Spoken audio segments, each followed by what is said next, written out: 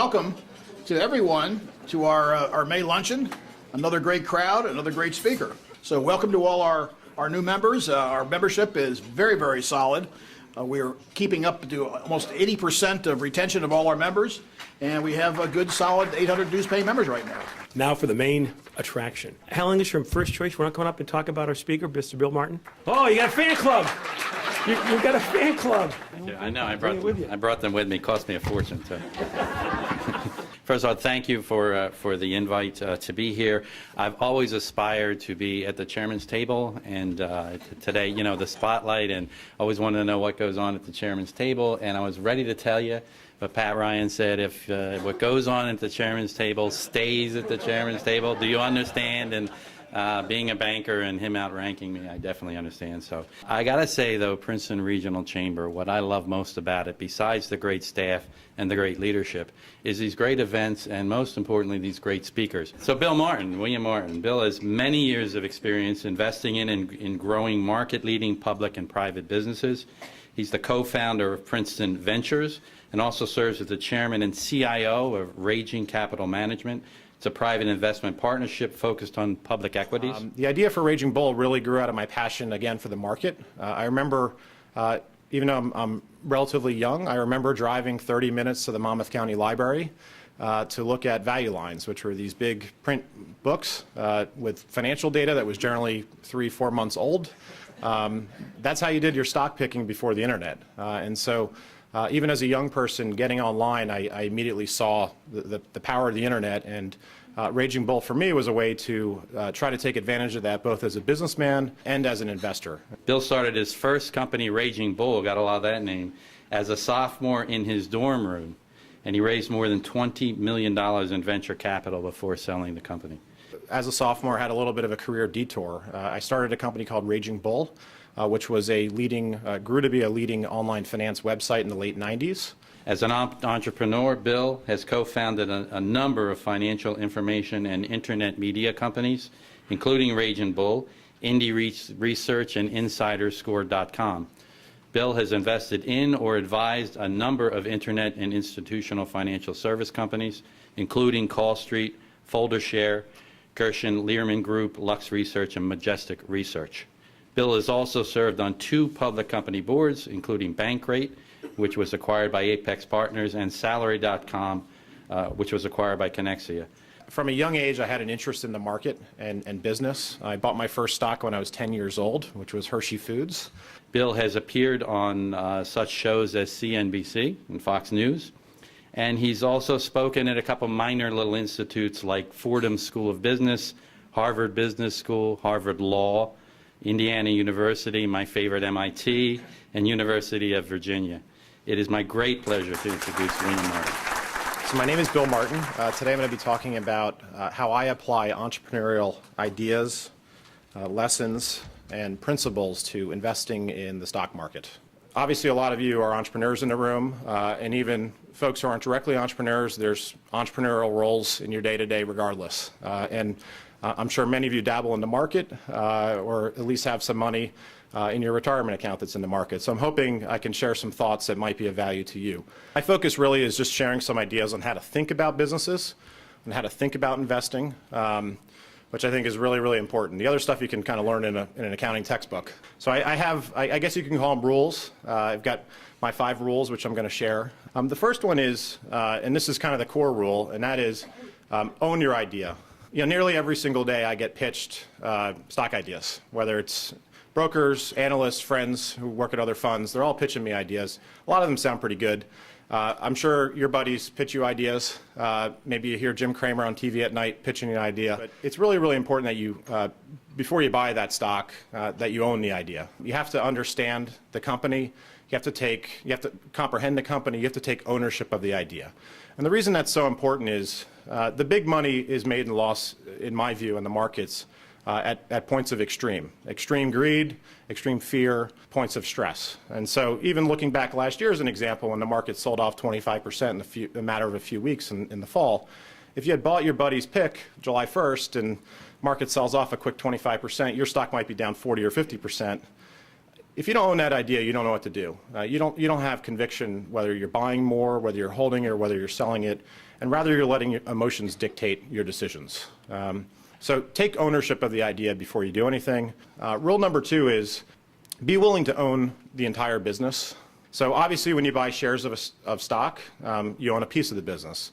What I would encourage you is actually take that a step further in terms of the thought process and be willing to own the entire company at that price before you buy the stock. Why is that important? I think when you actually run through the thought experiment and you realize, wow, I'm going to own that company that, in 2 years, all their debt matures, or, it's a business that's in secular decline or facing competitive obsolescence, or maybe it's a multi-level marketing company where you're worried the feds might be knocking on your door, shutting you down at some point. When you think about owning the entire company, I'm not so sure you want to own a lot of those businesses. And I find this is just a very powerful filter to eliminate businesses and investment ideas from your radar screen and kind of raise the hurdle rate and raise the quality quotient on the balance of your ideas. And I think actually what it forces upon you is intellectual honesty in terms of rooting out what you may call an investment, but what are really just trades and rentals that are in your portfolio. Rule number 3 is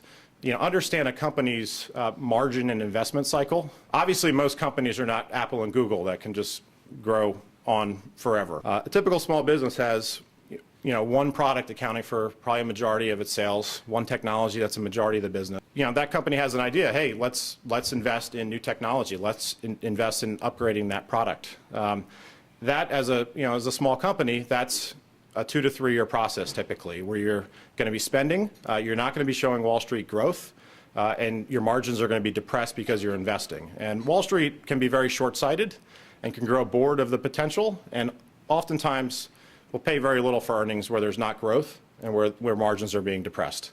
And to me, that's actually an opportunity, because if you have a little bit of vision, the growth is coming, because this is a company that's investing. And of course, once the growth shows up, margins start to rise, Wall Street's willing to pay a lot more for that company. And then, of course, Wall Street forgets. 2 or 3 years down the road, that product, you've had a couple years of really good growth. The product may be maturing now, pricing power may be going down, competitors may be catching on, and it may be time for a new investment cycle at that company. And so that oftentimes is a good time to be selling or shorting a stock. The 4th rule is, again, driven by how to think about investing. I like to put myself in the shoes of the CEO and the management and the board. Just sit there. You can sit on your back deck and have a glass of wine. Just spend a few minutes thinking about what would you do if you were running this company. What would you do with the excess cash on the balance sheet? What would you do to grow the business? What would you do about that pesky competitor? On and on and on. Build a framework, build an understanding, run the scenarios through your heads. It'll give you a three-dimensional understanding of the business, which I think is a significant edge. And then finally, the 5th rule is quality management, quality corporate governance are very, very important. This was actually, for me, as a kind of a young investor, one of the harder things to comprehend. You read all the investing books and they say, oh, invest in companies that are well managed. To me, early on, I didn't actually know what that meant. I looked at the CEO's biography. He went to Harvard. Okay, must be a smart guy. They have good management. I think everyone in this room has been around high integrity, high energy, creative leaders, people that can create value, and you've been around people who are the opposite of that. And you'd be surprised. Public companies are filled with lots of people who are not all the positive qualities. And so it's really, really important before you go out and buy that, make that investment, to do the work. Go back, look at what the CEO said and done. Look at his track record. Look at every member of the board and look at their track records. What companies have they been involved with? Have they been shareholder friendly? How have they allocated capital? Talk to peers, talk to competitors, and get that perspective. That's my 5 rules. I'm going to spend some time just talking about my thoughts on the market and the economy. We are continuing a traditional kind of post-World War II recovery pattern. There is strength in the economy. You've got important sectors like energy and agriculture, technology, autos that continue to recover. Housing, there's reasons to be optimistic that we're at the bottom or very near a bottom there. I think in the hardest hit real estate markets where there's a lot of forced selling, there's a lot of foreclosure activity, cash buyers are setting prices. And when cash buyers are setting prices, that's usually indicative of a bottom. That's when you want to be buying. And then, I think a very powerful leading indicator is rental rates. To the extent you can get any kind of stabilization and turn in housing, that's an enormous job creator for the country. Anyone who's ever remodeled or built a home knows that there's literally dozens of craftsmen and small kitchen table businesses you deal with. There's a lot of jobs there, and that's been an area, obviously, the economy that's really been hurting. The signals from the economy look pretty good, but it's built on a shaky foundation. It's kind of hard to do that. I think it's a pretty hard time to be making big bets one way or the other in the market today. When we think about the stock market, I think the bullish case on the market is the risk-free rate, which is 10-year treasuries, is under 2% today. So, wow, that's really low. Whereas you can go out and buy the S&P 500 and get about a 7.5% earnings yield. So stocks on a relative valuation basis are pretty cheap versus that. But here's the problem, twofold. One, the 2% rate on 10-year treasuries is not a real rate. The fixed income markets are literally fixed. They're being fixed by the government. The government is manipulating the market's price signals. They're not real. And so that can't be relied on as an accurate market signal. That's number one. Number two, and this is the short seller in me talking, when I look at the market, S&P 500, call it 1350, $100 or so of S&P earnings this year, so 13.5 times. To me, earnings quality is poor of the market. And when earnings quality is poor, you're willing to pay a lower multiple for those earnings. And why is it poor? Well, it's poor because if the Fed were to take rates back to 5% tomorrow, if the government were to cut the budget deficit to 2 to 3% of GDP tomorrow, if Bernanke would stop printing money and the dollar were just to stay flat, forget about even appreciating, all those things would make it very, very difficult for corporate America to generate $100 of earnings next year. They would be significant headwinds. And so the market's smart. The market recognizes that. And I think that's why we've gone through an extended period of multiple compression where investors are willing to pay less for a dollar of earnings. I think you probably could liken it to the 70s where the U.S. government paid for the Vietnam War by printing money.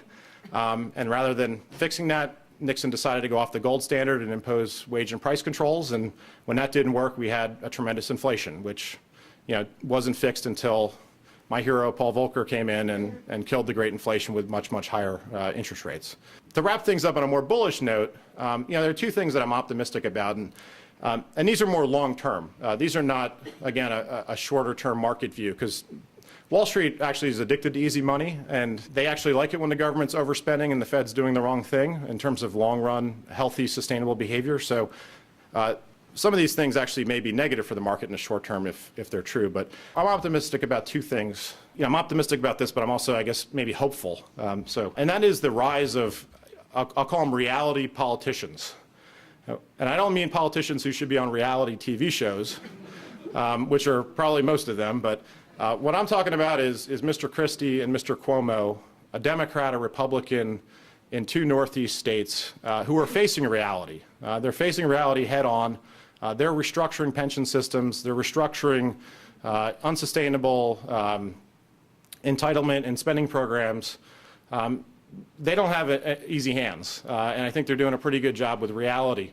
Washington is typically 3 years behind the rest of the country, and so when Main Street's kind of tightening their belts, it takes Washington a few years to figure out reality. I think reality is starting to come to Washington. I think there's a good chance in the lame duck session of Congress that we actually get a big deal. We get the budget deal, we get entitlement reform, we get big spending cuts, and we get tax increases, which I think is, again, in the short term may lead to a recession in 2013 and 2014 because you've got a lot of stimulus that's going to be coming out of the economy. But if you want to live in America for the next 10, 20, 30 years, that's good news. Now, as a student at Mr. Jefferson's University, I'm, of course, not a fan of higher taxes. I don't want to say that I'm endorsing that, but I truly believe we're on a path today of that if we continue 10% annual budget deficits for the next 3 or 4 years, we risk the system. We're putting it all on the table. You could put us right up next to any of the ugliest European countries come 2016 in terms of our fiscal situation. And so in the interest of systematic stability, taxes have to be part of the equation too, in my opinion. So that's number one. Number two is, and we were just talking about it actually at the chairman's table here, so you guys stole a little bit of my thunder, but I'm really upbeat and optimistic about what's going on in energy. I know this is just starting to hit the mainstream press, but This is big time stuff. It's a game changer, and it's exciting for the country. When we came out of the crash after '08, a lot of my friends were like, oh, you know, America's not going to be able to get out of this economic abyss unless we have another internet revolution or another biotech revolution, something that's going to dramatically change the economy and create a lot of value.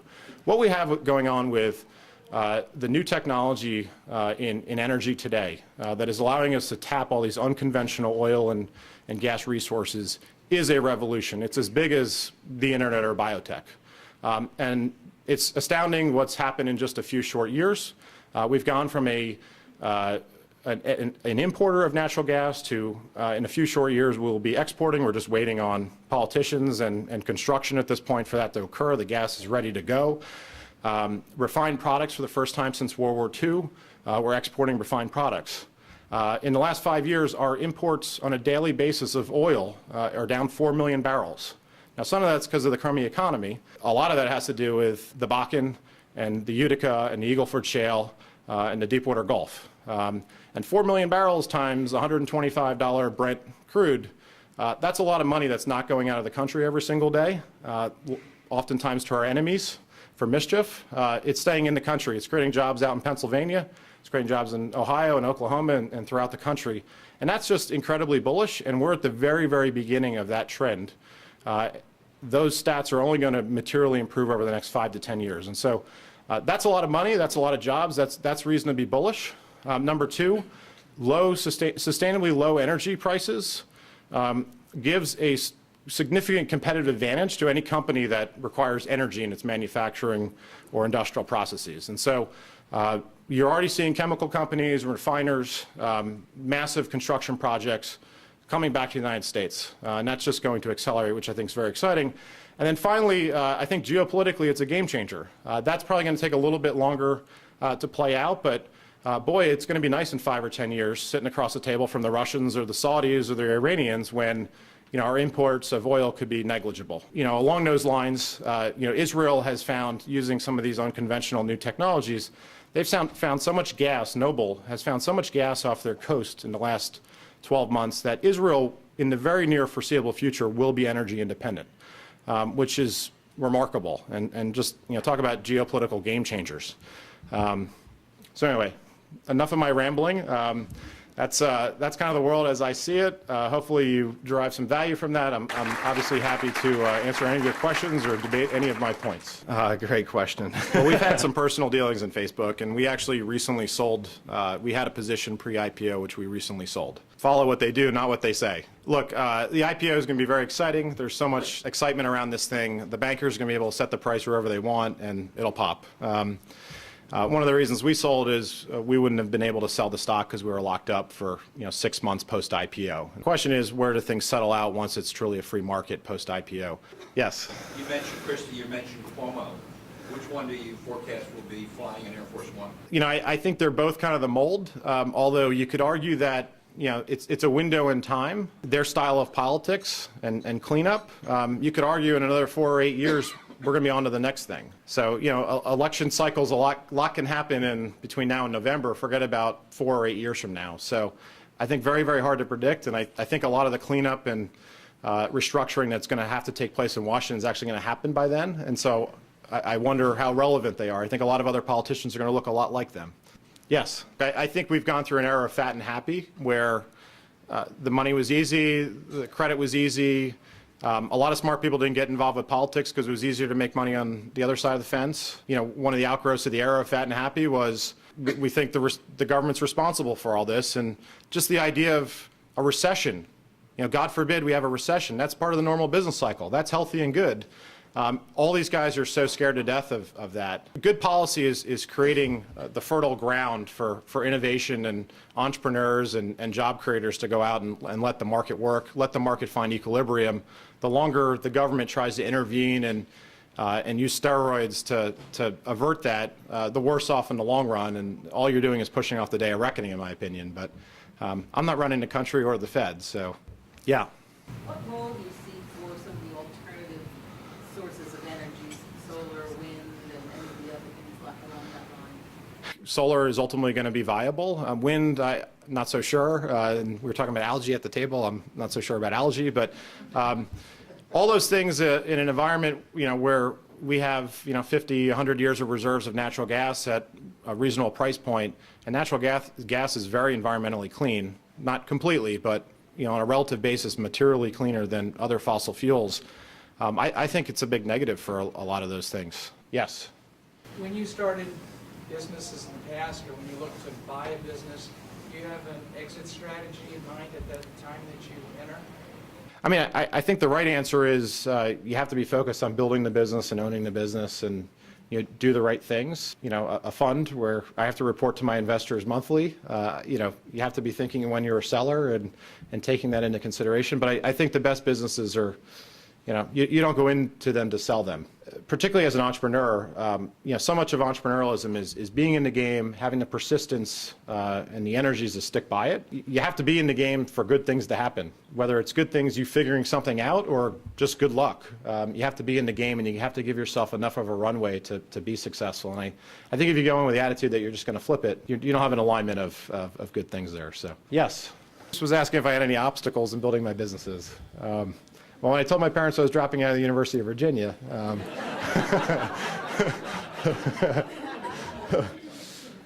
being an entrepreneur, it's like a roller coaster. Some days you're at the top of the roller coaster, the next day you're at the bottom. It's constant obstacles and constant great days, but it's a volatile existence. And when I look back, I'm glad I started so young, because if I kind of knew what I know now, then probably wouldn't have done it. So I'll leave it with that. Bill, thank you for a very insightful discussion. As I always do at the end of our events, I want to thank all of you for taking the time to come out today. I also want to thank all of you for the support. I mean, as you can see, our events are getting larger. Our group are getting bigger. We have more new members coming in. It is all because of what you all provide for us and the support you all give us. So thank you very much from my staff and myself. We appreciate everything you guys do for us. Thank you.